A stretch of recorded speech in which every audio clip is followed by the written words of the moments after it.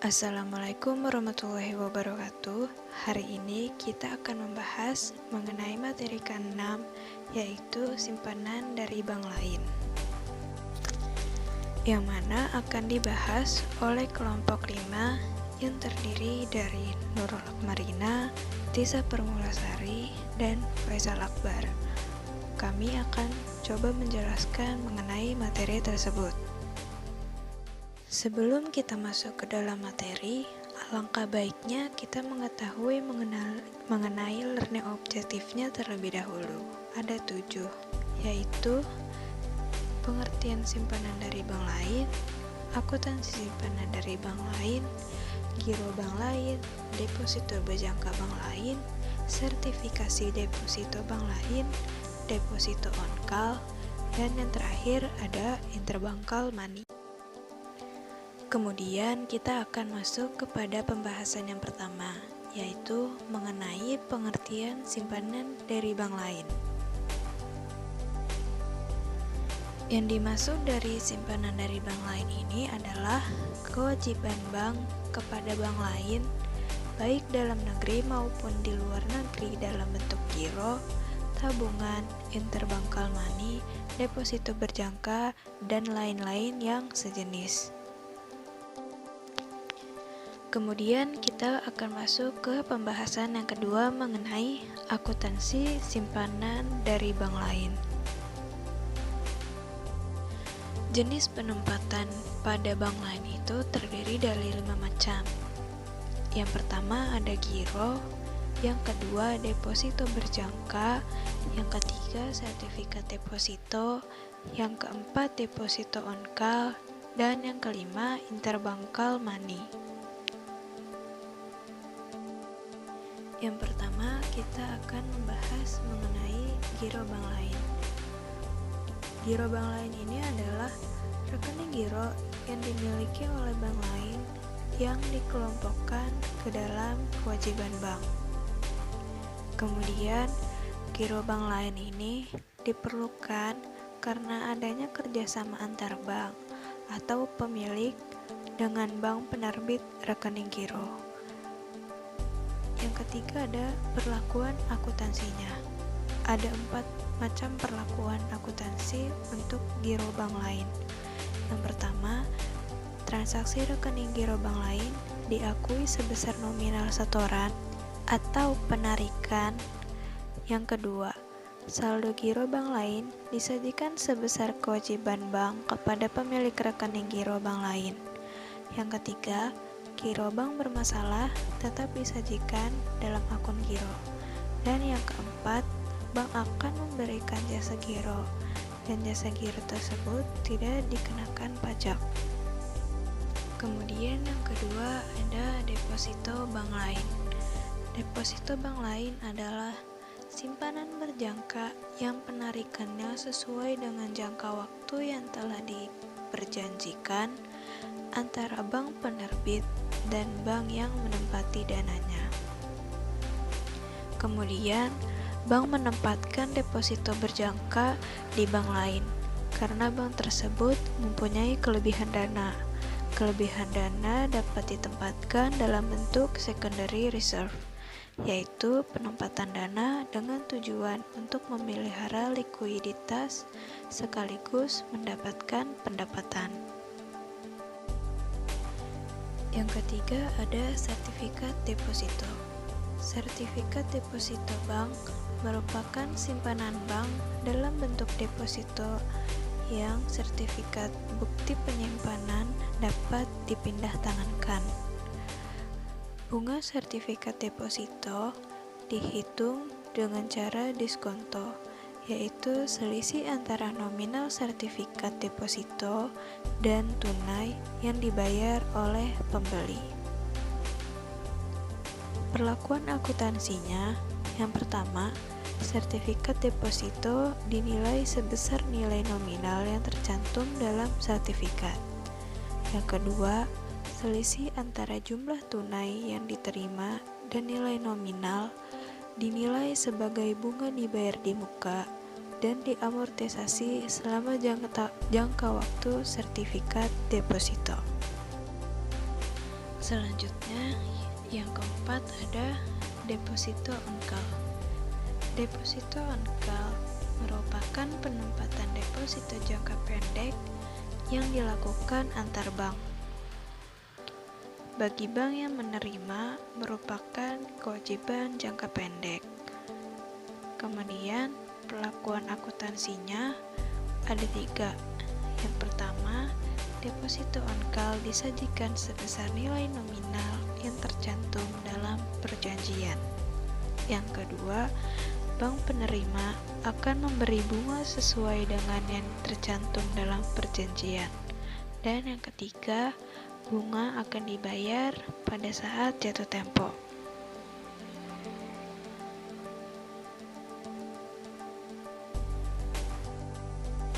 Kemudian yang kelima ada penempatan interbankal money antar bank.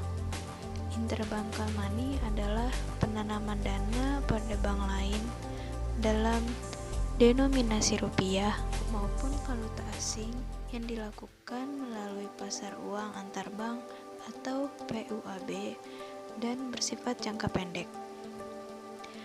Interbankal money yang digolongkan pada simpanan dari bank lain mempunyai jangka waktu sampai dengan 90 hari. Untuk perlakuan akuntansinya, yang pertama, interbankal money dari bank bermasalah tetap disajikan dalam akun interbankal money. Yang kedua, interbankal money tanpa diskonto disajikan sebesar nilai nominal dan interbankal money dengan diskonto disajikan sebesar nilai nominal dengan diskonto sebagai pengurang. Kemudian kita akan masuk ke dalam pembahasan yang ketiga, yaitu mengenai giro bank lain. Contoh soal untuk giro bank lain sebagai berikut.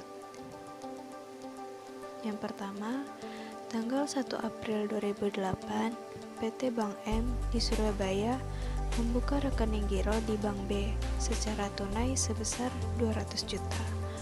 Bunga jasa giro 3% per tahun dari saldo terendah. Untuk jurnal transaksi yang dibuat Bank B adalah kas sebesar 200 juta pada giro bank lain sebesar 200 juta.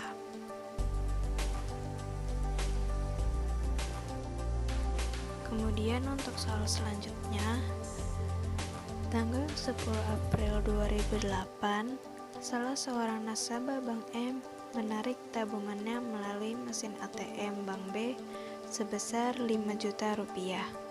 Biaya ATM bersama sebesar 3.000, maka pencatatannya adalah giro bank lain Bank M sebesar 5.300.000 pada kas ATM sebesar 5 juta dan pendapatan komisi sebesar 3.000 rupiah.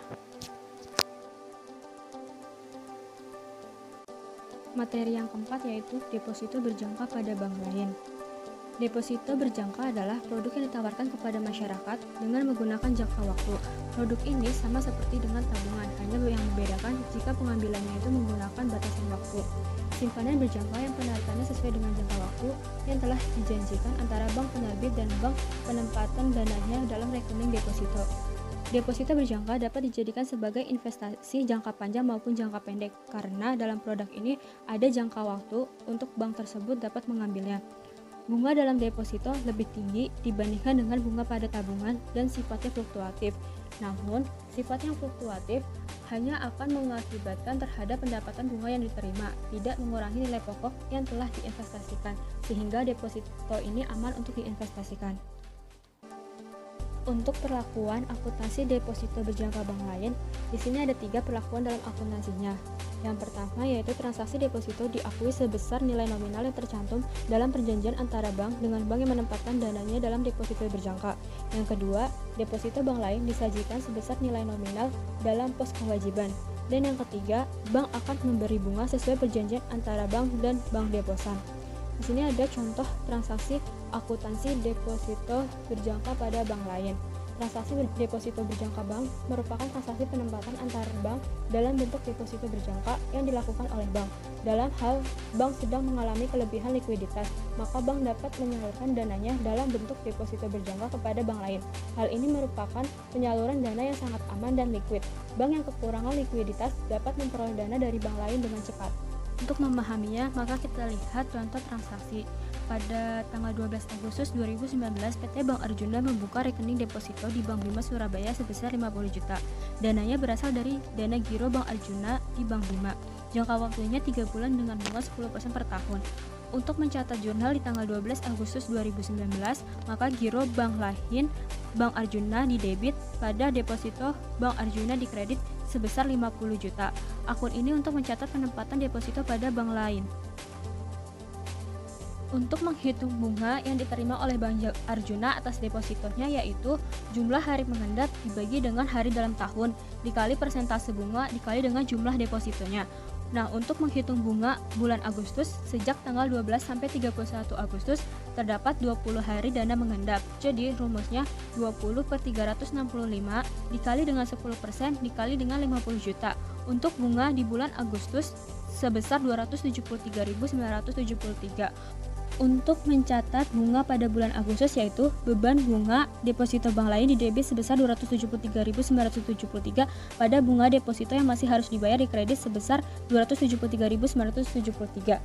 Untuk menghitung bunga pada bulan pertama, maka bulan Agustus ditambah dengan bulan September. Sisa pada bulan September yaitu 11 hari. Sehingga 11 dibagi 365 dikali 10% dikali dengan 50 juta, maka hasilnya 150.685. Sehingga total bunga yang didapatkan pada bulan pertama yaitu 424.658. Untuk mencatat bunga ini pada tanggal 31 September 2019, maka jurnal ya, beban bunga deposito bank lain, bunga deposito yang harus dibayar pada debit yaitu sebesar 150.685 dan 273.973 pada giro Bank Arjuna di kredit sebesar 424.658. Materi yang selanjutnya yaitu sertifikat deposito bank lain. Sertifikat deposito bank lain merupakan simpanan bank dalam bentuk deposito yang sertifikat bukti penyimpanannya dapat dipindahtangankan berdasarkan atas unjuk. Karena sifat deposito adalah instrumen utang yang dikeluarkan oleh bank dan lembaga keuangan lain kepada investor, maka sebagai pertukaran peminjaman uang tersebut berdasarkan masa yang telah ditentukan oleh investor akan mendapatkan hasil berupa suku bunga yang cukup tinggi. Bunga sertifikat deposito dihitung dengan cara diskonto, yaitu selisih antara nominal sertifikat deposito dan nilai tunai yang dibayar oleh pembeli. Dalam akuntansi sertifikat deposito bank lain, ada 4 perlakuan akuntansinya. Yang pertama, sertifikat deposito bank lain dinilai sebesar nilai nominal yang tercantum dalam sertifikat. Yang kedua, selisih antara jumlah tunai yang diterima dan nominal atau diskonto dinilai sebagai bunga sertifikat deposito dibayar di muka dan diamortisasi selama jangka waktu sertifikat deposito. Yang ketiga, setoran sertifikat deposito yang diterima tunai oleh bank diakui sebesar nilai nominal dikurangi dengan bunga dibayar di muka. Setoran melalui clearing diakui setelah clearing efektif sebesar nilai nominal dikurangi dengan bunga dibayar di muka. Dan yang keempat, diskonto diamortisasi secara proporsional sesuai dengan jangka waktu sertifikat deposito. Untuk mengetahui lebih lanjut, maka kita perhatikan contoh transaksi berikut. Pada tanggal 5 Agustus 2019, PT Arjuna membeli 10 lembar sertifikat deposito di Bank Bima Surabaya sebesar 20 juta per lembar. Jangka waktu yaitu 2 bulan dan bunganya 10% per tahun. Pembayaran atas pembelian sertifikat ini dilakukan dengan transaksi antar bank melalui rekening giro Bank Indonesia atau clearing. Nah, untuk itu kita menghitung total nilai sertifikat deposito tersebut, yaitu 10 lembar dikali dengan harganya yaitu 20 juta, maka hasilnya 200 juta. Setelah kita menghitung total nominal sertifikat deposito, maka selanjutnya menghitung nilai tunai sertifikat deposito, yaitu dengan cara nilai depositonya sebesar 200 juta dikali dalam jangka waktu 1 tahun yaitu 365 hari dibagi dengan 365 ditambah suku bunganya 10% dan dikali 61. 61 ini tanggal 5 Agustus sampai dengan 5 Oktober 2019. Maka hasilnya didapat 196.712.476. Dan bunga yang dihasilkan yaitu 200 juta dikurang dengan 196.712.476 sehingga bunga yang didapatkan yaitu 3.287.524. Maka untuk mencatat jurnal pada tanggal 5 Agustus 2019 yaitu giro pada Bank Indonesia pada sertifikat deposito Bank Arjuna sebesar 196.712.476. Nah, setelah kita mengetahui jumlah bunganya yaitu sebesar 3.287.524 dalam proses akuntansinya ini harus diamortisasi sehingga kita menghitung pada setiap bulannya. Yang pertama itu beban bunga sertifikat deposito sejak tanggal 5 sampai dengan 31 Agustus yaitu 27 hari. Maka untuk perhitungan amortisasi bunganya yaitu 27/61 dikali 3.287.524 sehingga hasilnya 1.455.134. Nah, ini sehingga untuk tanggal 31 Agustus dapat ditulis dalam jurnal yaitu beban bunga sertifikat deposito didebit pada sertifikat deposito dikredit sebesar 1.455.134 dan beban bunga sertifikat deposito dihitung pada bulan September pula yaitu selama 30 hari. 30 hari dibagi 61 dikali dengan 3.287.524 maka hasilnya 1.616.815. Pada tanggal 31 September ini dicatat sebagai beban bunga sertifikat deposito didebit pada sertifikat deposito dikredit sebesar 1.616.815. Dan pada bulan Oktober masih tersisa 4 hari. Untuk penghitungan bunganya maka 4 dibagi 61 dikali dengan 3.287.524 sehingga hasilnya 215.575. Dan pada saat pencairan sertifikat deposito maka yang di jurnal adalah beban bunga sertifikat deposito pada sertifikat deposito sebesar 215.575 karena pada saat 5 Oktober 2019 ini sudah jatuh tempo maka jurnalnya sertifikat deposito pada giro pada Bank Indonesia sebesar 200 juta.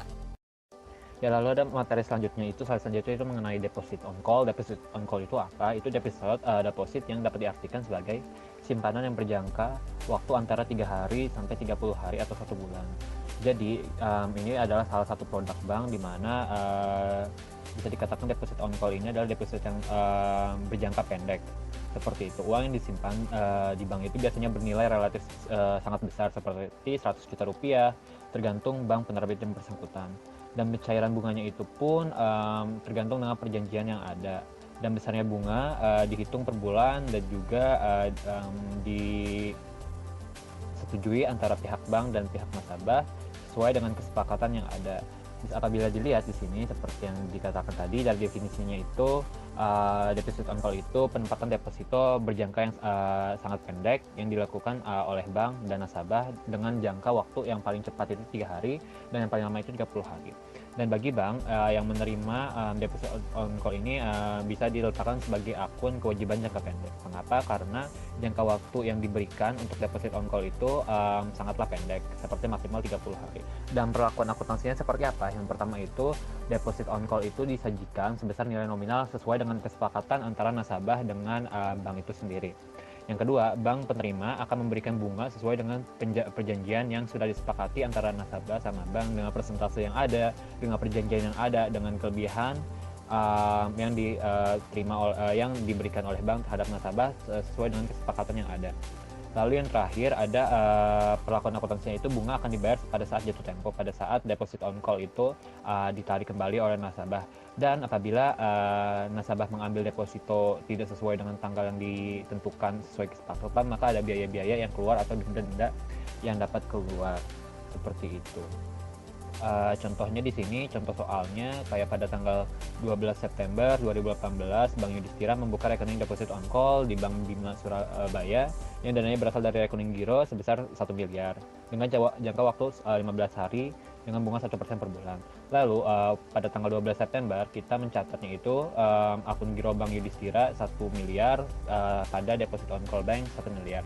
Lalu saat penarikan deposit on call nantinya maka bank akan memberikan pertama bunga yaitu sebesar 5 juta dihitung dari 15 bagi 30 dikali 1% yaitu bunga per bulannya dikali 1 miliar. Seperti itu. Terus di debitnya masih ada lagi deposit on call yang tadinya di kredit sekarang di debit yaitu 1 miliar. Lalu yang terakhir ada giro Bank Yudhistira yaitu 1 miliar 5 juta. Seperti itu. Lalu selanjutnya ada penempatan interbank call money antar bank. Jadi kadang-kadang bank pun mengalami kesulitan dalam menyediakan dana yang dibutuhkan oleh masyarakat itu sendiri karena masyarakat membutuhkan banyak uang kan. Sedangkan dari bank sendiri pun punya sumber daya keuangan yang terbatas dari setiap bank yang ada. Makanya terkadang bank itu melakukan interbank call money, di mana bank itu meminjam uang akibat atas kerugian atau akibat kerugian dari valuta asing, atau sebagai prinsip kehati-hatian atau penjagaan agar bank itu bisa menyediakan sumber daya keuangan yang baik sesuai dengan kebutuhan masyarakat. Jadi secara definisi, interbank call money itu adalah penanaman dana bank pada bank lainnya dalam denominasi rupiah maupun valuta asing yang dilakukan melalui pasar uang antar bank atau PUAP dan bersifat jangka pendek, yaitu paling panjang itu 7 hari. Setelahnya nanti bank harus membayarkan uang tersebut ke bank lainnya itu dalam range waktu yang sangat pendek, seperti itu. Interbank call money digolongkan pada simpanan dari bank lain yang mempunyai jangka waktu sampai dengan waktu 90 hari. Lalu perlakuan akuntansinya itu, pertama, interbank call money itu dari bank disajikan sebagai akun interbank call money. Lalu misalnya interbank call money-nya itu tanpa diskonto, tanpa bunga, dan sebagainya, disajikan sebesar nilai nominal, dan interbank call money dengan diskonto disajikan dengan nilai nominal dengan diskonto sebagai pengurang dari nilai interbank call money. Apabila dilihat dari jurnalnya, contoh soalnya itu pada tanggal 6 September 2008, PT Bank Yudhistira menanamkan dana di Bank Bima ini antar bank dalam bentuk interbank call money sebesar 5 juta dalam jangka waktu 20 hari dengan bunga 1% per bulan. Penempatan maupun pembayaran bunga melalui Giro Bank Indonesia. Jadi di sini bisa dijelaskan, bisa dilihat juga, karena penempatannya itu melalui Giro Bank Indonesia, maka jurnal saat interbank call money itu dilakukan, pertama adalah Giro Bank Indonesia di debit 5 juta dan interbank call money Bank Yudhistira sebesar 5 juta. Jurnal selanjutnya, jurnal pembebanan bunga saat bunga diakui, yaitu bisa dihitung 15/30 karena jangka waktunya itu kan 15 hari kan. 15/30 dikali presentasi bunga, yaitu 1% dikali dengan interbank call money 5 juta. Jadi totalnya itu 2.500.000. Jadi beban bunga yang harus dibayarkan atas interbank call money itu 2,5 juta, dan kewajiban segera bunga intercall bank money-nya itu 2.500.000. Lalu yang terakhir ada giro bank lain. Jadi di sini giro bank lain itu apa? Itu adalah rekening giro yang dimiliki oleh bank lain yang dikelompokkan sebagai kewajiban bank itu sendiri. Jadi bank lain itu menaruh giro pada bank kita. Diperlukan, kenapa giro bank lain ini ada? Karena diperlukan untuk kerjasama antar bank. Sebagai ada pemilik dengan bank penerbit rekening giro dan lain sebagainya. Jadi kayak ini untuk kerjasama dari satu bank ke bank lain. Lalu seperti apa pengakuan akuntansinya? Kalau giro bank lain itu pengakuan akuntansinya adalah, pertama, transaksi rekening giro bank lain itu diakui sebesar nilai setoran atau penarikan yang dilakukan oleh bank terhadap bank lain itu. Jadi penaruhan jumlah akun yang diakui itu sebesar nominal setoran atau penarikan. Lalu yang kedua, saldo giro bank lain disajikan sebesar kewajiban bank kepada pemilik rekening giro bank lain. Lalu yang ketiga, giro bank bermasalah tetap disajikan dalam akun giro.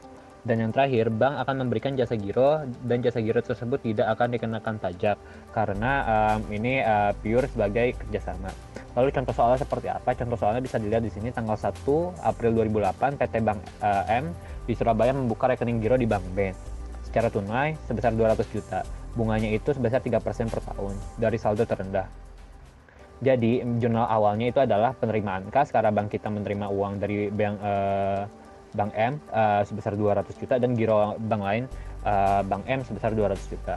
Lalu contoh soal kedua, tanggal 10 April 2008, salah seorang nasabah Bank M menarik tabungannya melalui mesin ATM Bank B sebesar 5 juta. Maka lalu dikenakan biaya bank ATM sebesar 3.000. Jadi di sini jurnalnya adalah giro bank lain Bank M sebesar 5.003.000, lalu kas kita berkurang sebesar 5 juta, lalu ada pendapatan komisi karena untuk biaya ATM bersamanya sebesar 3.000. Lalu ada jurnal penyesuaiannya di sini seperti beban jasa giro dan bunganya. Jadi di sini bunga jasa giro itu dihitung dari nominal yang ada, persentase yang diakui, lalu dikalikan dengan 1/12 karena hanya 1 bulan dari 1 tahun yang ada, lalu dikalikan dengan nominal yang ada, dikurangi dengan pengeluaran-pengeluaran dari giro bank lain bank B itu sendiri. Karena tadi awalnya 200 juta lalu diambil sebesar 5.003.000, jadi totalnya itu kan 194.997.000. Apabila dikalikan maka bunganya jadi 487.493.